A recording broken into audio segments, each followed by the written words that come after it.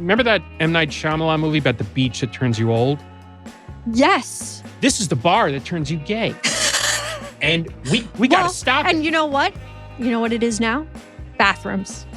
Yeah. You suddenly go in there, come out, you're trans. You might come out a different person. Yes. You know? Your gender just switches. Right. It's horrifying. That's why... It's like so funny how they can't even come up with a new playbook, these fucks. No.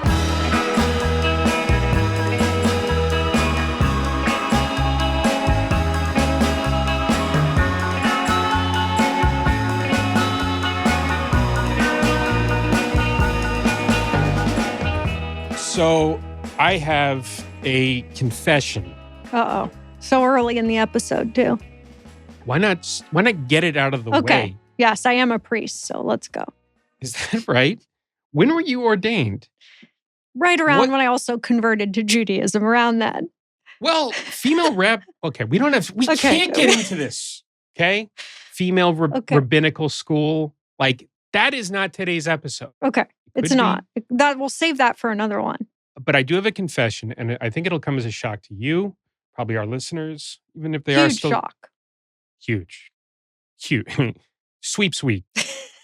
I'm not very hip. Well, I'm shocked you're not hip because of how hip your outfits are.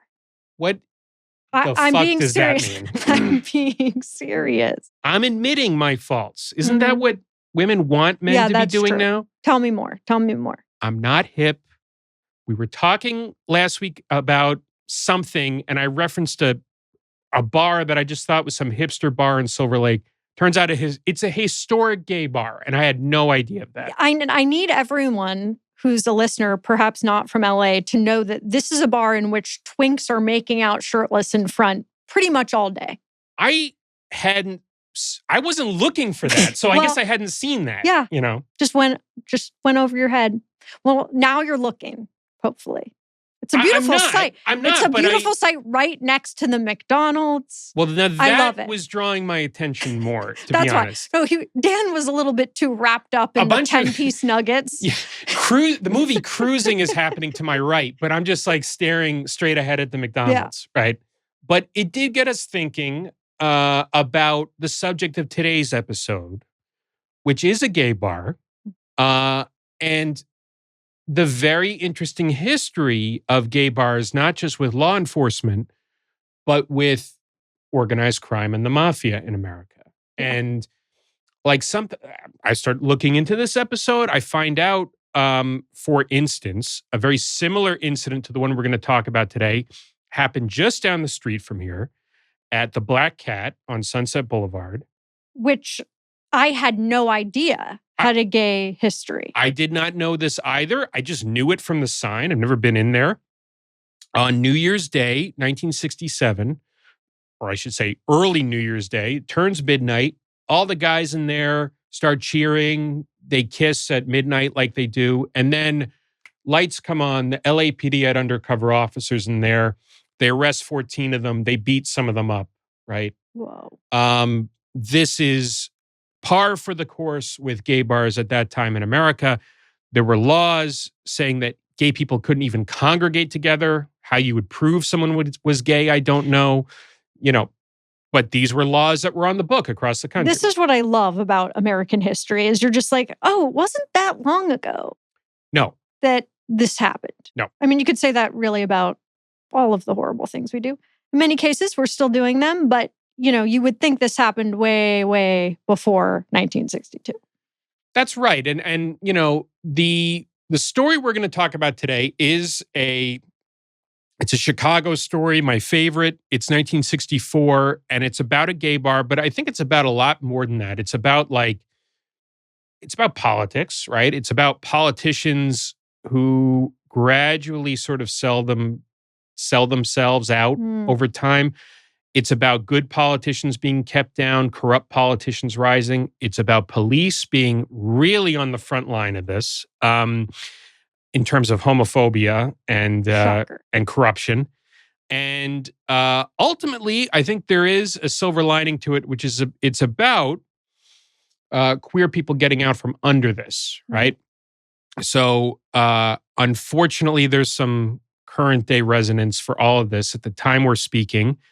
our governor of this state, the rich kid from the camp across the lake with his hair slicked back, thinks selling out trans people is his route to being president. And what's interesting about that, too, is just being from San Francisco when he legalized gay marriage. Well, and that's what I think we're going to talk about a lot in this. The shifting winds and going with the flow and all this sort of stuff. Basically, the ways in which people in power, whether that's politicians or even mobsters, use the vulnerable population. They're not woke, turns out.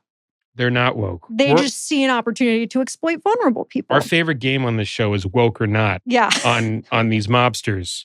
And usually the answer is not. They're never woke. Yeah, right. So we'll get into it today. So let's go back. Okay. To 1960. And this is the high-flying halcyon days of the Chicago outfit, the Mafia family that runs Chicago. And you have a young federal prosecutor named Richard Ogilvie, if we could see him. He was 37 at this time. He is in court, and he's doing something no one has done before. For those listening at home, this is Richard Ogilvie in shades meeting the 1964 presidential candidate Barry Goldwater. We have another photo of him we'll talk about in a second, but Richard Ogilvie is sitting in court across from a guy named Louis Gager. Louis Gager is the described in the newspaper at that time, the Tribune, as a heavyweight saloon keeper.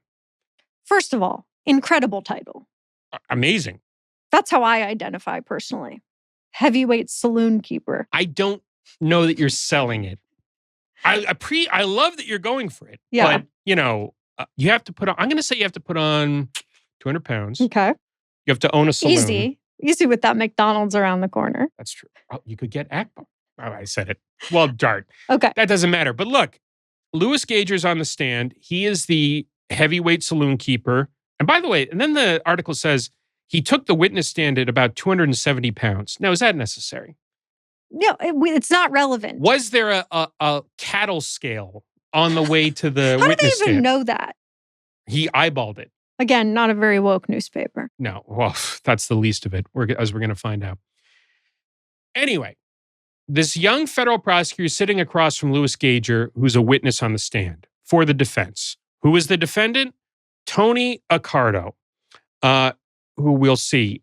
Tony Accardo is, there he is on the left there.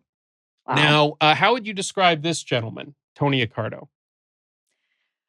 We're looking at a photo of him. Okay. Well, first of all, he's wearing this amazing trench coat and fedora. Is that a fedora? Yeah, central casting. Central casting. And he has these bags under his eyes that I feel like you would only get if you have killed multiple people. I mean, the stress. Well, hurt people hurt people. I learned that. Wow.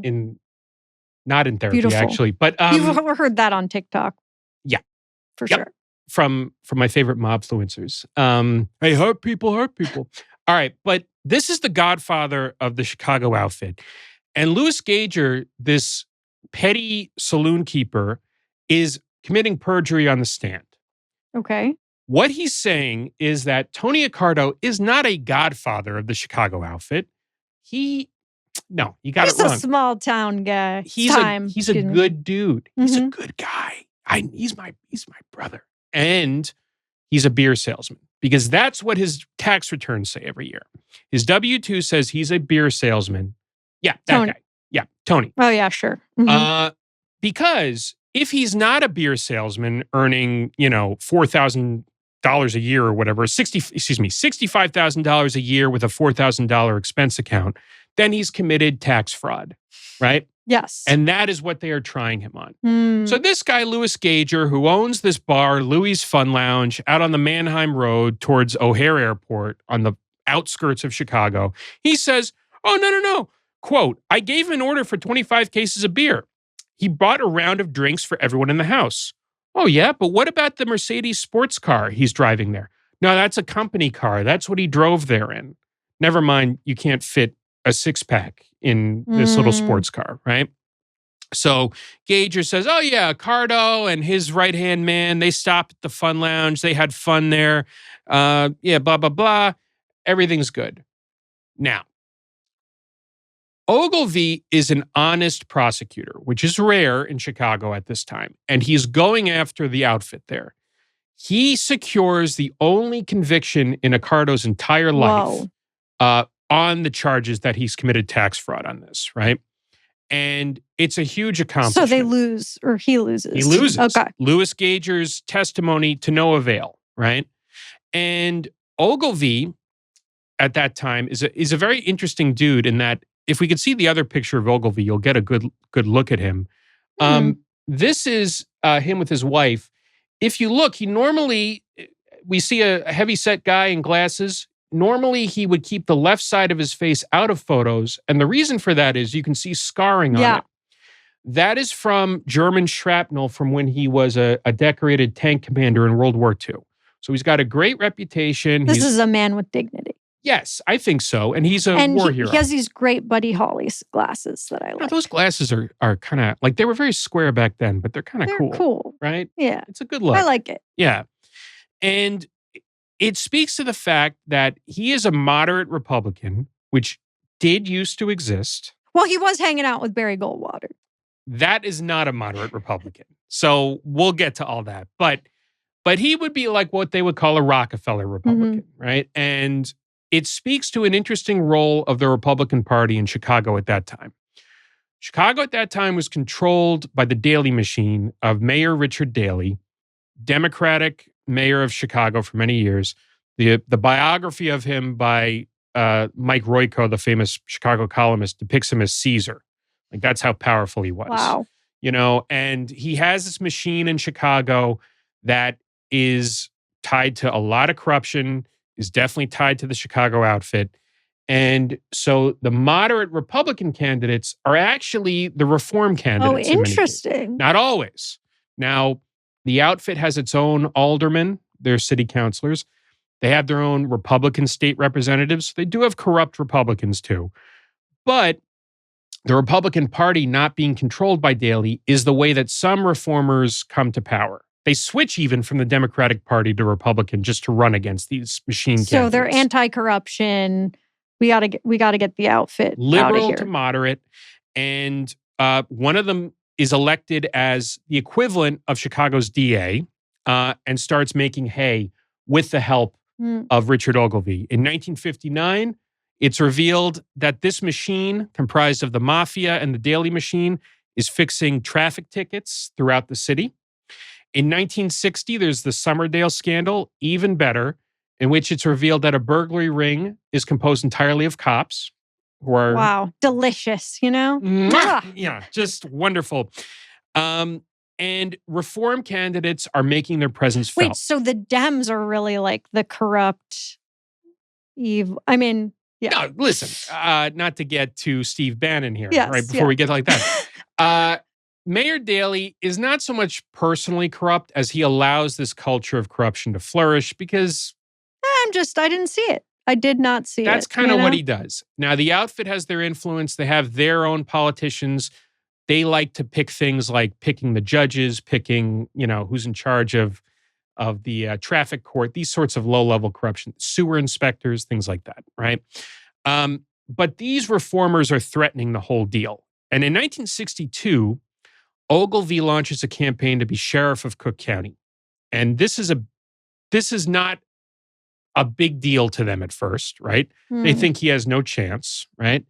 But Ogilvie sees an opening because Cook County obviously contains Chicago, but it also contains many of the Chicago suburbs, I should say. And what he knows is if he can really run up the score in the suburban vote and make inroads, not overtake them, but just make inroads in the urban vote, which is normally controlled by the Daley candidates, he could win. Wow. So what he has to do is run and first establish a profile as a crime fighter, an Elliot Ness type figure, which he's been doing, right? And do the Chicago people love that? Like, how do they feel about the outfit and the corruption? They're into it because the other guys don't talk about this ever because it'd be cutting their own throats, right? If you're in the Daily Machine, you can't really afford to talk about the Mafia because they got you where you were in some way. Yeah, you know? Totally. You're going to upset the apple cart. But everyone knows the mob controls everything in the city. Everyone knows they drive up the prices of everything. They keep people in fear. So if you can talk about that, which he can, it's a major asset. But isn't he afraid or no? I mean, this is the other thing. Probably, but he's a tough guy. He seems like he's taking him on, right? He's putting out TV commercials, which were rare at that time, talking about himself as a crime fighter. And then he does this fascinating interview with the Tribune where he's described as a stocky 39-year-old crime fighter. They're obsessed with people's weight. They love it. Stocky is way more flattering now. I agree. Stocky is sort of like a nicer version of husky. Yeah. It's like you're fat, but you're tough. Fat but strong. Yeah. But either way, I'm just like, can we stop? I feel like I'm talking to my mother. Like, stop commenting on people's bodies. Your mother wrote this, by the way. She did. I'm seeing Sue's byline on here. I'm going to read from what Ogilvie describes Chicago doing. The principal issue, quote, the principal issue in my campaign is simply the charmed life led by the crime syndicate in Chicago. This situation goes back to Prohibition days. Chicago's reputation across the world as the, quote, gangster city is due to the political climate which has existed so long here. The only way to stop the crime syndicate is to dry up its sources of income. Now, he says something fascinating, which is still forgotten today. Removing syndicate leaders has never accomplished a thing. When a top hood goes to jail, someone else takes over. We've got to hit it at the bottom of the organization where the money is taken in. This is a fascinating... I wish we could have him on the podcast. Rich, welcome to Call Her Daddy. No, for Halloween, we're going to do some divination. And we're going to have some mediumship. Seance? Yes. And he's going to come on the pod. I have some other requests for ghosts if we do a seance. I'm just saying, I'm putting in that request. So he talks, he's naming names. He's saying this guy protects this racket as an elected politician. This gambling racket occurs here, blah, blah, blah. And so that's one tent pole of this thing, right? But the other thing is he has to run up the score in the suburbs. And he has a way of doing that. And it goes back to Louie Gager, that bar owner. He saw Louie's Fun Lounge. Of Fun Lounge fame. I have a question. Yeah. At this time, in terms of Democrat versus Republican, had the sort of conservative Christian family ideals thing come into play yet? Like, was Ogilvie also super anti-gay and all that stuff? So this is a great question. Thank you. I agree. That's complicated. And it speaks to something we have today. Are they genuinely homophobic or are they not? And I would say almost it doesn't matter. Right? Right. Because what we do know is Ogilvie, thinking back to Louie Gager, who, it should be added, runs Louie's Fun Lounge as a gay bar, also a criminal bar, but also a gay bar, right? Wait, so it's openly a gay bar? Yeah. Okay. Yeah. Now, there's no signs advertising it on the Mannheim Road. It's on the outskirts of Chicago, which is common for these sort of sleazy roadhouses. This goes back to Al Capone's day.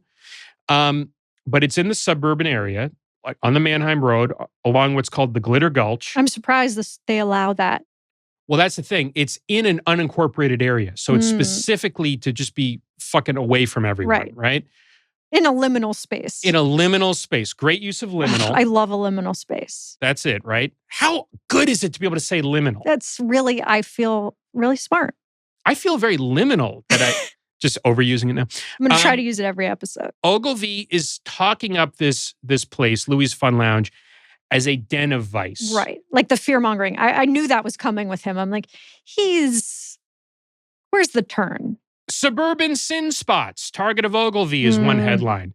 Another headline, Ogilvie says he'd padlock Fun Lounge. Quote, the Fun Lounge is open 24 hours a day. Underage drinkers, including high school students, mingle with degenerates to watch indecent shows. Sounds fun, honestly. I mean, sounds awesome, right? I mean, 24 hours a day. Yeah, that they open at 5 a.m. and quote, it's a syndicate-controlled place. Huge profits are realized from selling cheap bottled beer for $1 each and from selling to juveniles, right? So he's promising to these little old lady Republican luncheons in the suburbs. That's what I'm saying. I knew that's where this was going. Right? Remember that M. Night Shyamalan movie about the beach that turns you old? Yes. This is the bar that turns you gay. And we got to stop it. And you know what? You know what it is now? Bathrooms. Yeah. You suddenly go in there, come out, you're trans. You might come out a different person. Yes. You know? Your gender just switches. Right. It's horrifying. That's why it's like so funny how they can't even come up with a new playbook, these fucks. No. Listen, you got to go with what works. Okay. We know what works. And what works is having some... These teens, they go in there. Not on my watch. Not on my watch. Okay? Because we're going to bring in the caps. Is that a Chicago accent? Yeah. Okay. It was sort of Boston-y. It was confusing. Not Boston-y. Okay. How dare you? How dare you? Okay. This is Richard Kane on the right. Okay. It has been said. Mm-hmm. It has been said that I am a little bit horny for the disgusting mobsters on this show. Comes up quite a lot. I can't confirm or deny. But when I tell you Richard Kane is a legit babe, okay? He is tall? Not tall. What?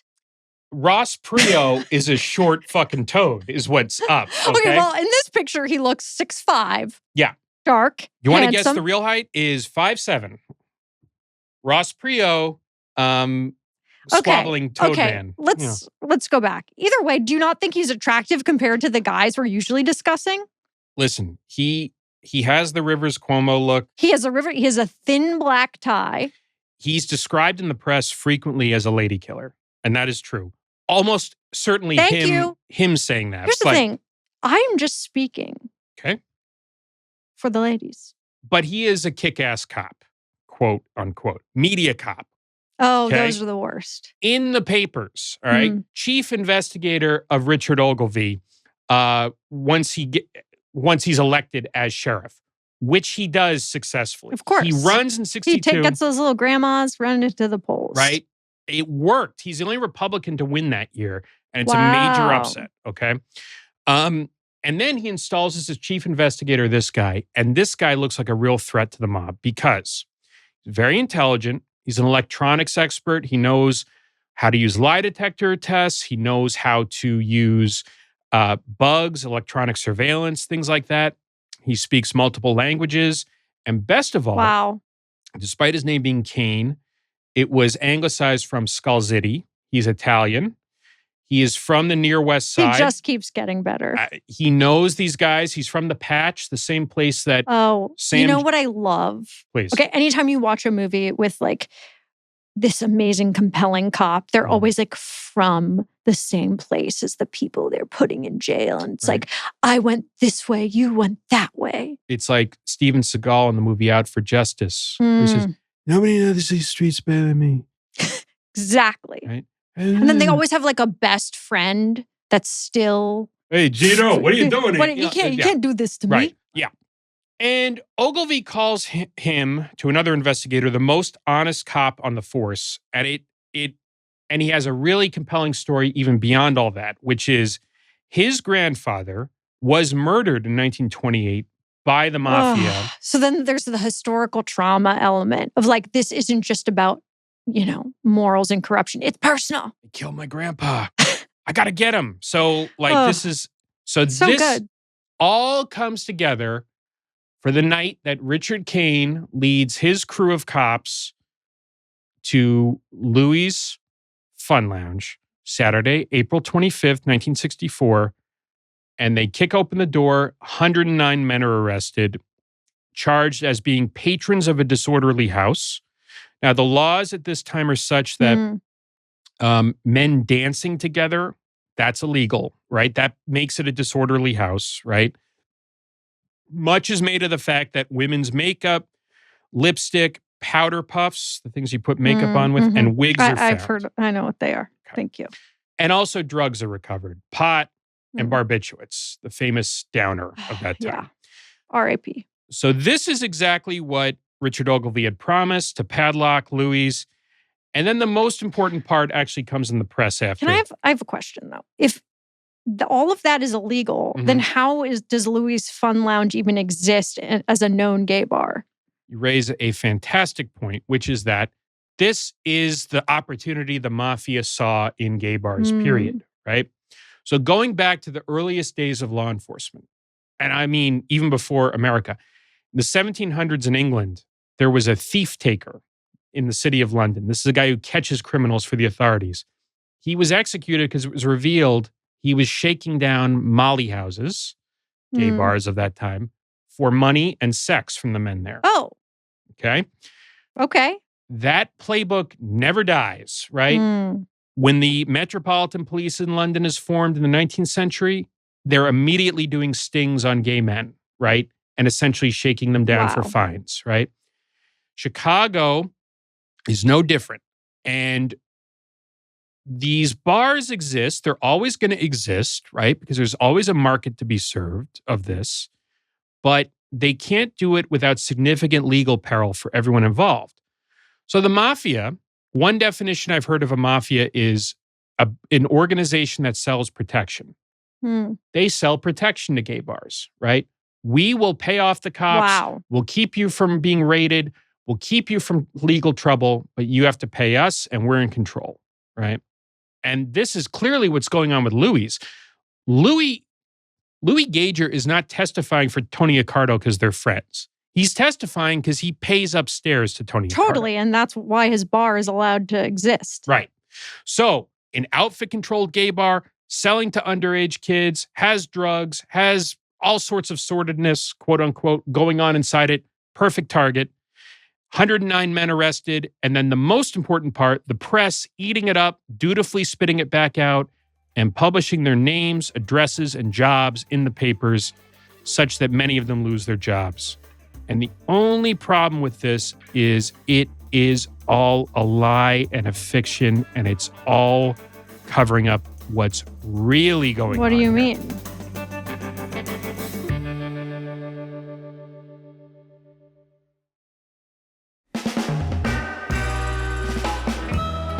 Here's what I mean.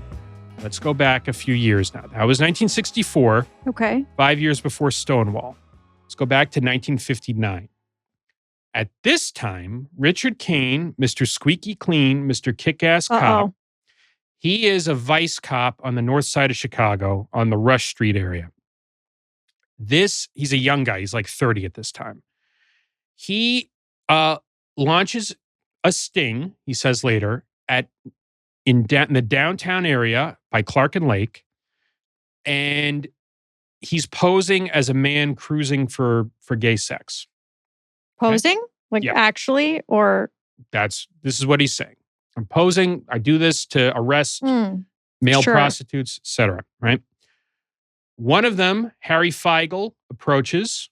He is a sex worker and extortionist who specializes in ensnaring gay men who are cruising the areas of downtown Chicago and the West Loop, and then blackmailing them after. Like, I'm gonna tell.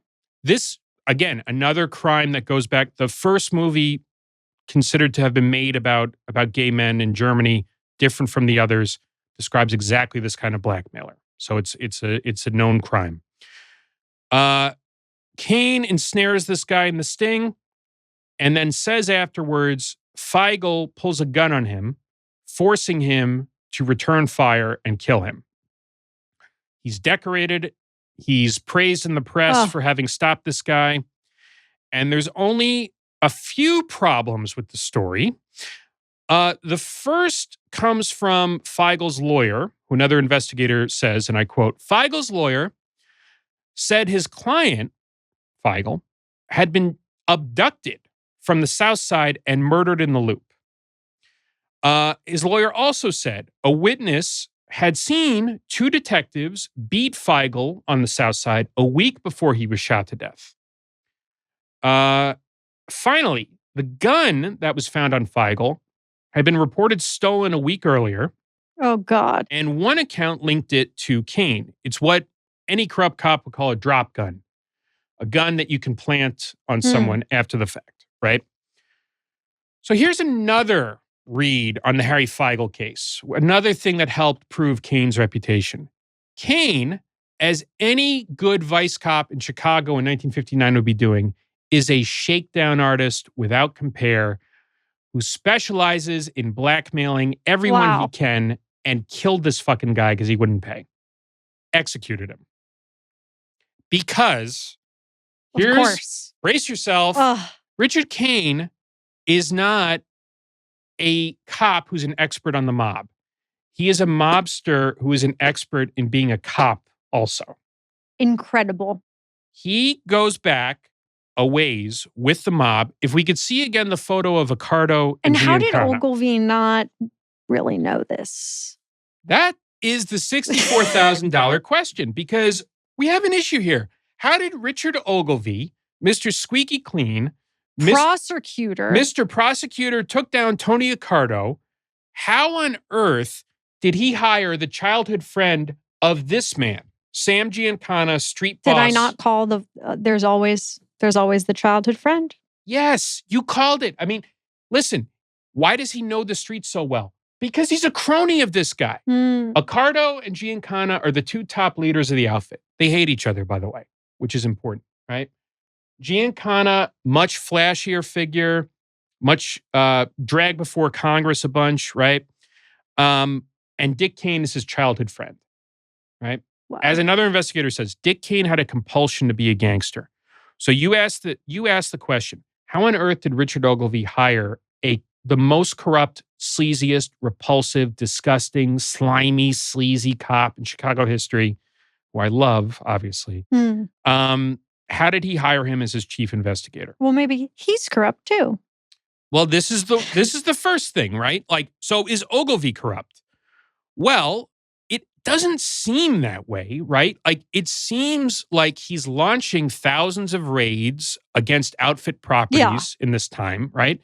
A guy who's totally in the tank just isn't going to do that. He's going to do nothing, right? Right. So we have this mystery here. Like, Ogilvie himself, after later events transpire, says, I just hired Kane because he came highly recommended. He was the cheapest. That's another ridiculous thing he claims. But that doesn't add up either, because there's another twist. Okay. Richard Kane worked on the case against Tony Accardo, right? That income tax case we mentioned at the beginning. Yes. Is that how him and Ogilvie first? Seems to be how they first met. Okay. How Kane got on that case, we don't know, right? Seems convenient that the mob's cop got on that case. Why does it seem convenient? The case is overturned on technicalities later. The conviction set aside. Because of errors, Kane inserted. Errors. Right. Oh, God. Okay? So Accardo gets off on that. Now, like you said, everyone's wondering about Ogilvie. Was he corrupt too? There is a bombshell story that comes out decades later, 2001, in the Chicago Reader by Ben Joravsky, great journalist.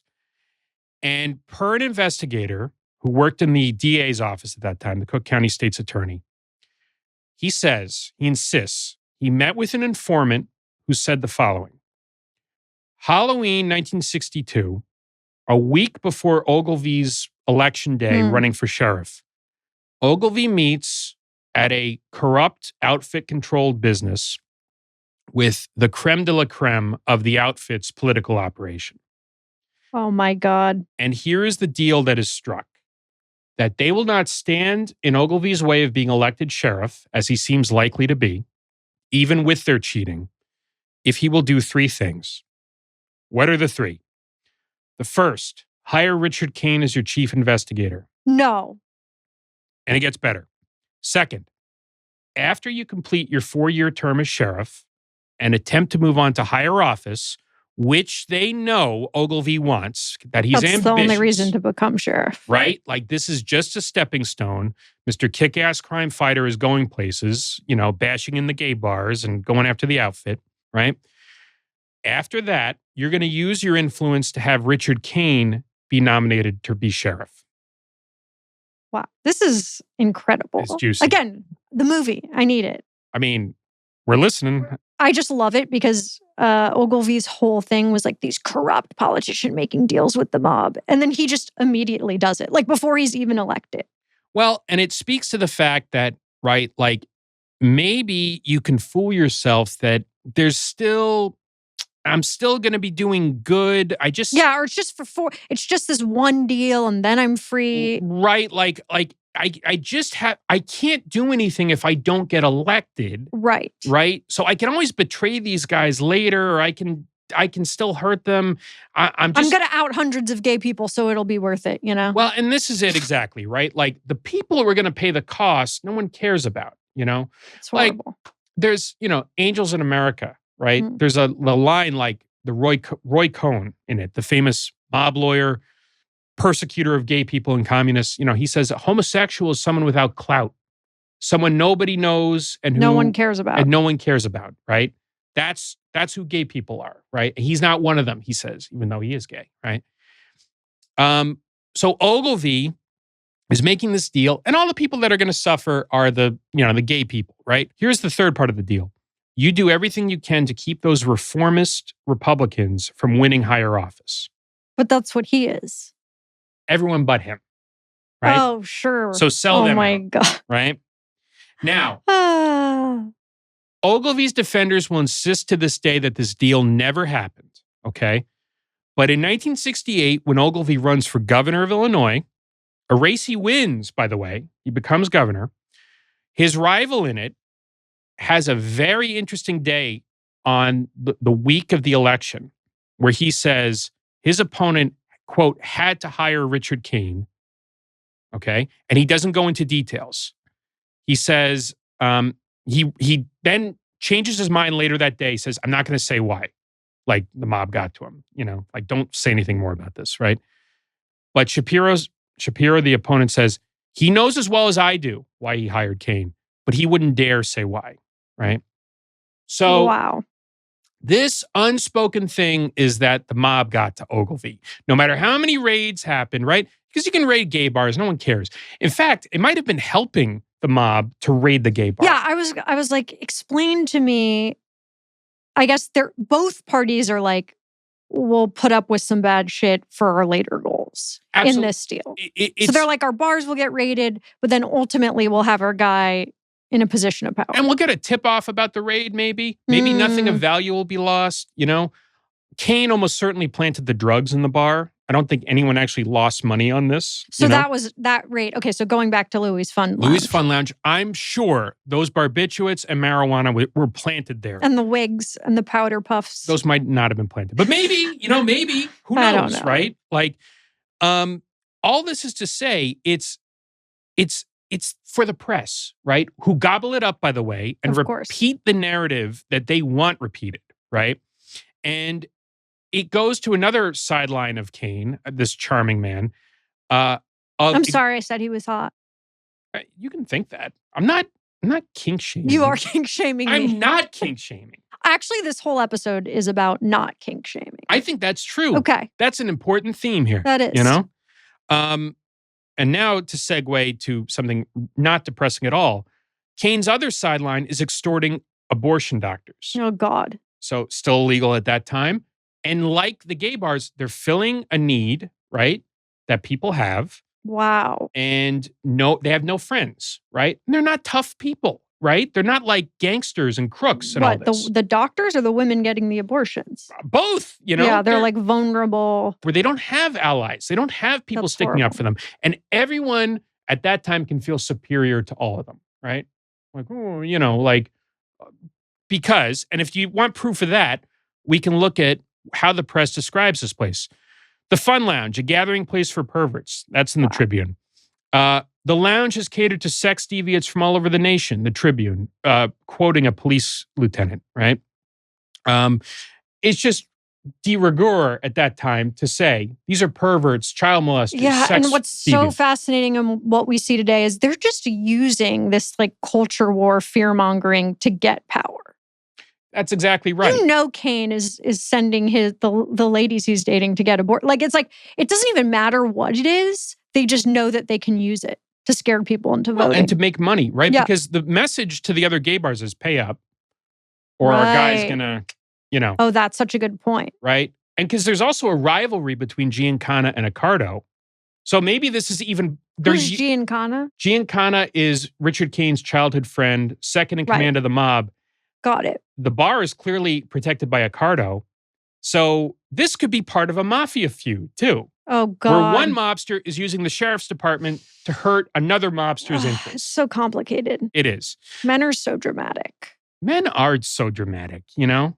They will take control of the Cook County Sheriff's Department rather than go to therapy. Straight up. And, but the people who are considered quote unquote deviates and perverts are the poor school teachers and community workers who are arrested on these disorderly charges, right?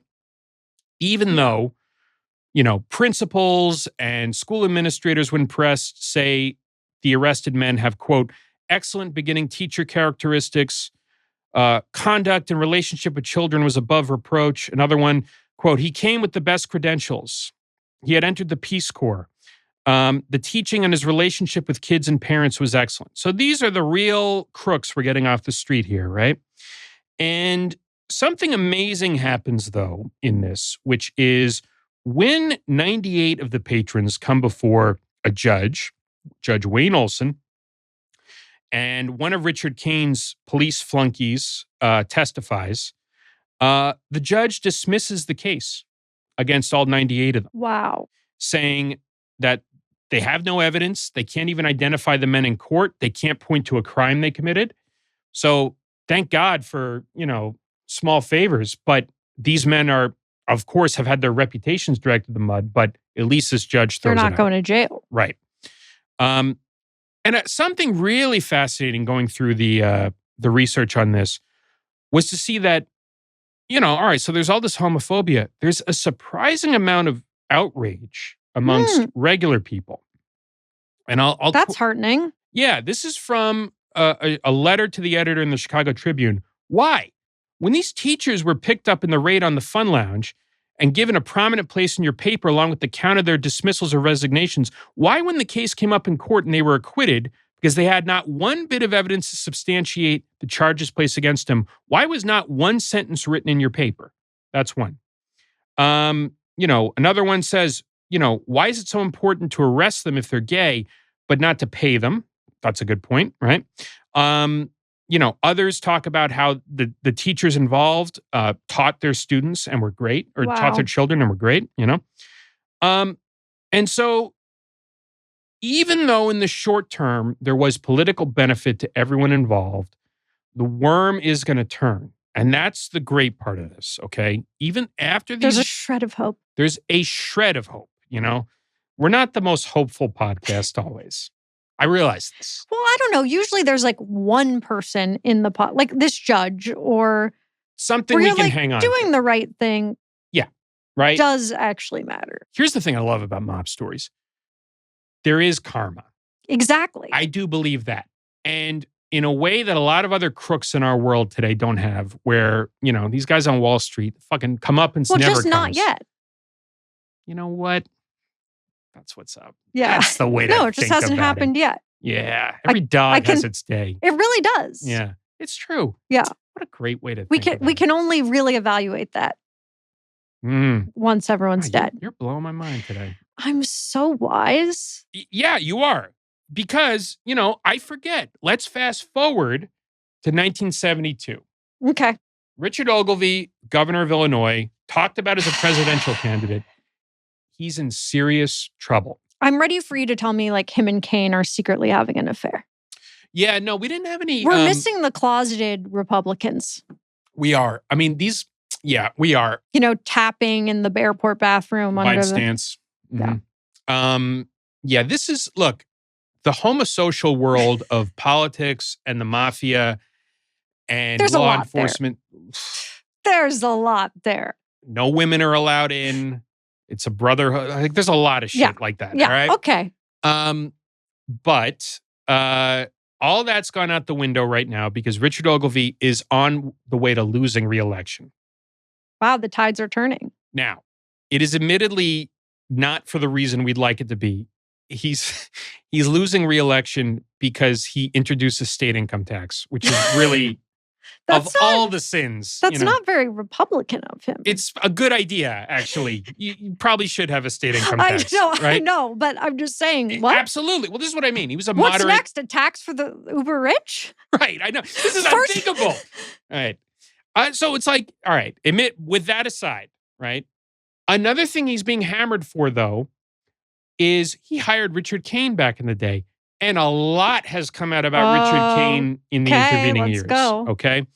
Not long after the Fun Lounge raid, Richard Kane leads journalists to a motel in the Chicago suburbs, formerly owned by Sam Giancana, which he doesn't mention, and says, his buddy, watch this. He's like a kid, and he breaks down a door with an axe. He says, look. And it's a fifth of a load of hijacked amphetamines from a truck that was hijacked, right?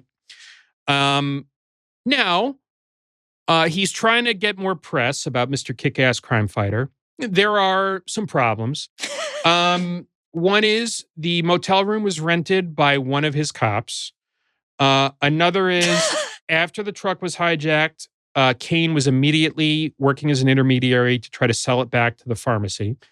Totally normal stuff. So other than the fact that he was doing this on behalf of the outfit, it's a great crime-fighting moment. Also, it emerges that the outfit had robbed a bank and somebody talked to the police. The outfit brought Kane in to administer lie detector tests to some of the robbers, and they murdered two of them when they failed the test. So that happened too. So Kane went to prison for a little while over that stuff. Just a little while. Just leading to 2 murders, hijacked trucks, all this bank robberies, all this stuff. The glow is off him. Richard Ogilvie, he's just like, I pretend I do not see it. Was the Mariah Carey thing? I don't know her. Exactly. Right. And when Kane comes out of prison, he just becomes a full-time gangster. Okay. Yeah. The mask is off. The mask is off. And he's floating around Mexico, Iran, the Caribbean. Like he's doing all sorts. He's wearing a Hawaiian shirt, smoking cigs. His hair is all fucked up. His suitcase has a bunch of stickers on it from places he went. Yeah.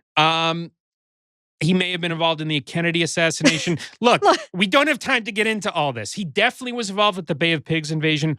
That's a different episode. We can't do that here, okay? Okay. Yeah, stay on task. But and also he's an FBI snitch. I forgot that part. Wait, what?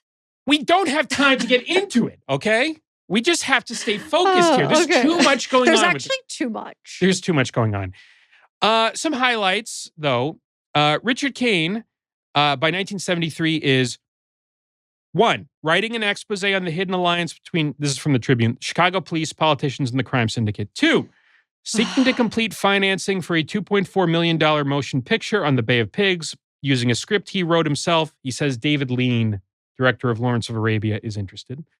3, trying to line up a wealthy investor to launch a gambling casino in the Mediterranean, and also saying he's now in charge of the Rush Street area of Chicago. I don't know how to tell you this, but we have identical to-do lists. This is so awesome. This is the best life ever. Yeah. Right? I mean, those all sound like things that, now would yeah, totally happen. There are there's some problems. One is he's doing all this without the outfit, proving it. Yeah, what's their relationship like? They're like, we should do something. They're like, you're doing a little bit too much of the amphetamines that you found. We tend not to like movies written by our members. We tend not to like them saying that they're in charge of things just because they decide. We tend to not like them talking to the FBI whenever they want and saying whatever they want. Yeah. And so, one day in 1973, Richard Kane's having lunch with some mobsters. They leave. And then 2 men in ski masks come into the place on Grand Avenue, push everyone against the wall, acting like it's a robbery. Totally. And someone's just going to get murdered. Someone points out which one Richard Kane is. The witnesses later say that they have walkie-talkies communicating with a lookout outside. So this is probably the Wild Bunch, as they were called, a group of outfit hitmen, extremely professional. And they blow his head apart with a shotgun. So look, that's the end of Richard Kane. All right. I mean, it was trending that way. It was. It was trending. I feel like his to-do list was like a list of things saying, please kill me. Please come and kill me. What does a guy have to do to get his head blown apart here? Yeah. You know? But this leaves Richard Ogilvie in a bit of a jam.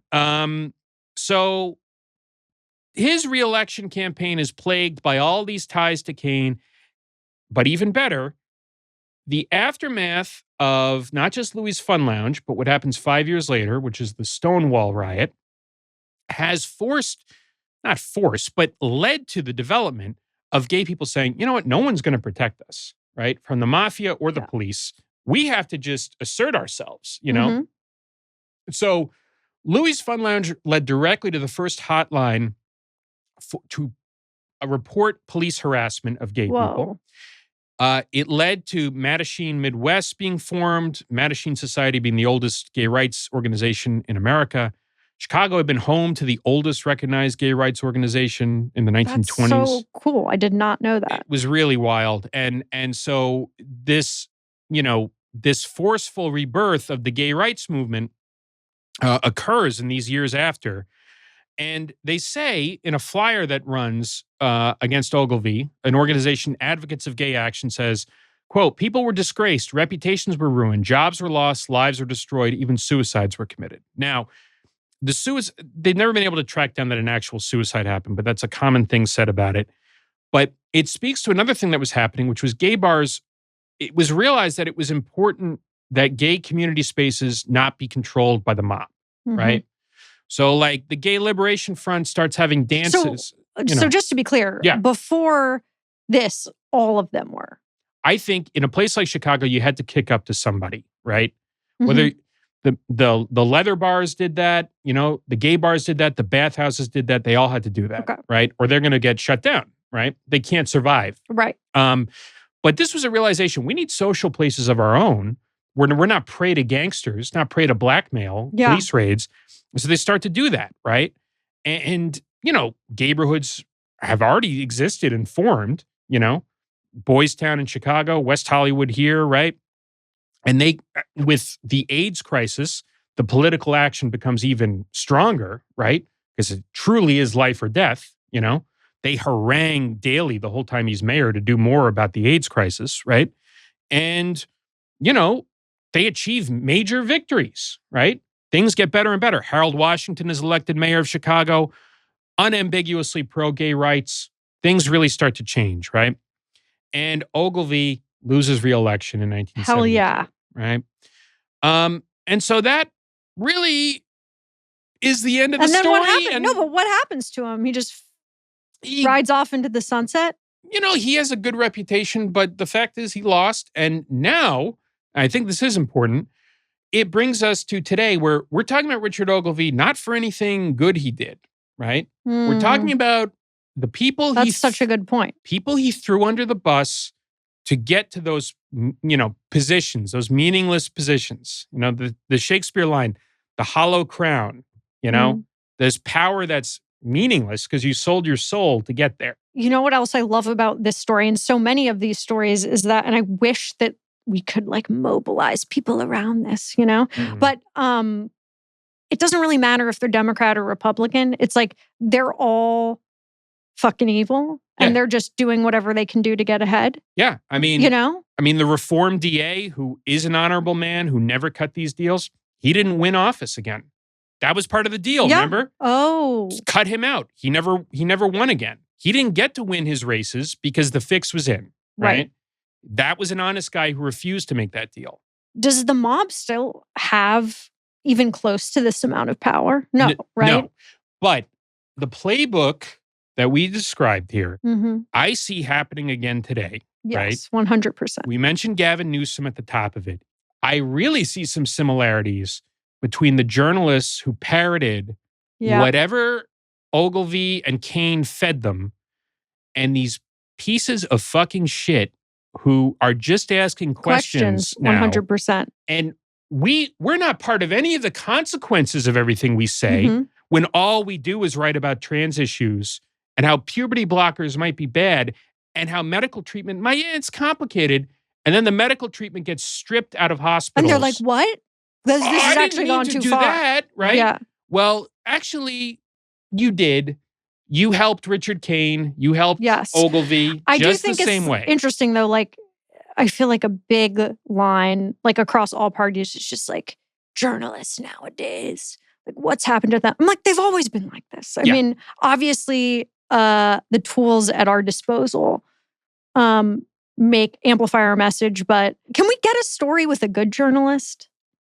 Just one. Actually, we have some good ones. Because I'm getting, these are our people and they're sort of fucking up. Let's put it this way. The story of good journalists and the mob is one where they tend not to fare so well. Yeah. Right? Yeah. This is the difference. The only people you're endangering are the same vulnerable people that are grist for the mill in this story. Right? And that's the mark of Cain, no pun intended, is going to be on them for years to come. Yeah. We're going to be talking about them on the podcast, about their unforgivable shit. We'll come back here in 30 years and we'll mention which politicians went which way. Yep. And I'll be not looking as good. Dan's watching. He has no life. That's all he's doing. He's tracking it. I mean, I got stuff going on too. He's not at the gay bar. That's true. Yeah. He's not having fun. I'm at the McDonald's next door having the best soda of my life. Yeah. That's enough. Making a mental note of Note to self. Of all of the resentments. That is a twink. Bye. Bye.